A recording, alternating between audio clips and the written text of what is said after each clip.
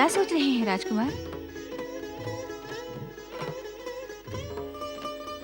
आपने मेरी बात का उत्तर नहीं दिया। समय नहीं जिसे निरुत्तर कर दिया हो, वो किसी प्रश्न का क्या उत्तर देगा राजकुमारी। मैं तो विधाता के उस विधान पर विचार कर रहा था जिसने मुझसे मेरी सिमंतिनी को अलग कर आपसे मिलवाया, मुझसे मेरी स्मरण शक्ति ही छीन ली। प्रभु इच्छावश आपने मुझे अपना पति माना और उधर मेरी पत्नी को मेरे जीवित होते हुए भी वैधव्य का दुख झेलने पर विवश कर दिया। अपने मन में उत्पन्न हुए विषाद को मिटा डालिए राजकुमार। मैं आपको इस धर्म संकट से मुक्त करने आई हूँ। अब आप किसी भी अनचाहे बंधन में बंधकर यहाँ इस नागलोक में एक पल भी नहीं रहेंगे। आपको यहाँ भेजकर भगवान शिव ने मेरी मनोकामना पूर्ण की और अब मैं माता पार्वती के आदेश का पालन करूंगी। मैं कुछ समझा नहीं राजकुमारी। माता पार्वती के आदेश अनुसार अब मुझे आपको पृथ्वीलोक आपकी धर्म पत्नी सीमंतनी के पास पहुंचाना है। मणिभद्रा? हाँ राजकुमार। पुत्री मणिभद्रा? पिताजी, राजकुमार चित्रांगद अब एक पल के लिए भी नागलोक में नहीं रहेंगे। भगवान शिव ने मेरी मनोकामना पूर्ण की। अब मैं माता पार्वती के आदेश को पूर्ण करूंगी। राजकुमार चित्रांगद को अब मुझे पृथ्वीलोक उनकी धर्मपत्नी सीमंतनी के पास पहुंचाना होगा। राजकुमारी मणिभद्रा? हाँ राजकुमार चित्रांगद, आपको पृथ्वीलोक पहुंचाकर मैं अपना नाग धर्म निभाऊंगी। राजकुमार, जब आपका मन पृथ्वीलोक पहुंच चुका है तो आपके शरीर को विवशता में बांधकर यहाँ रखना अधर्म है और मैं ये अधर्म नहीं करूंगी। आइए राजकुमार।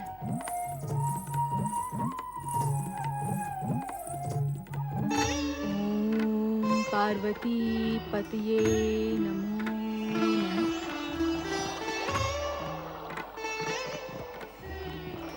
ओम पार्वती पतये नमो नमः।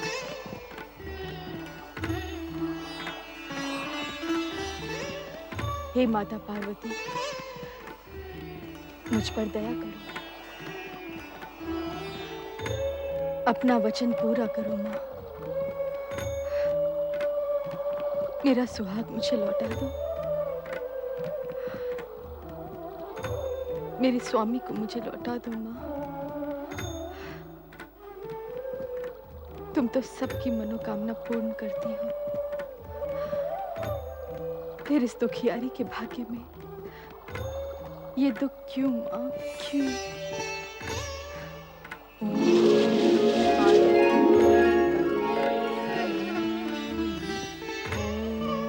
पार्वती पतये नमो नमः।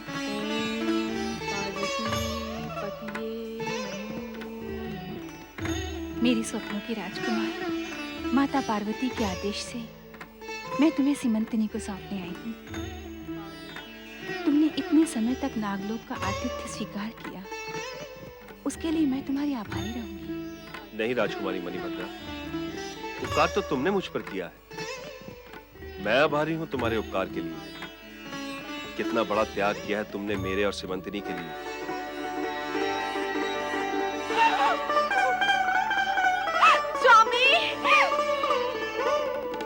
स्वामी!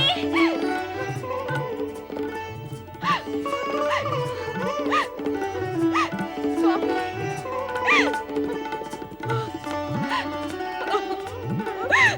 स्वामी आप आ गए।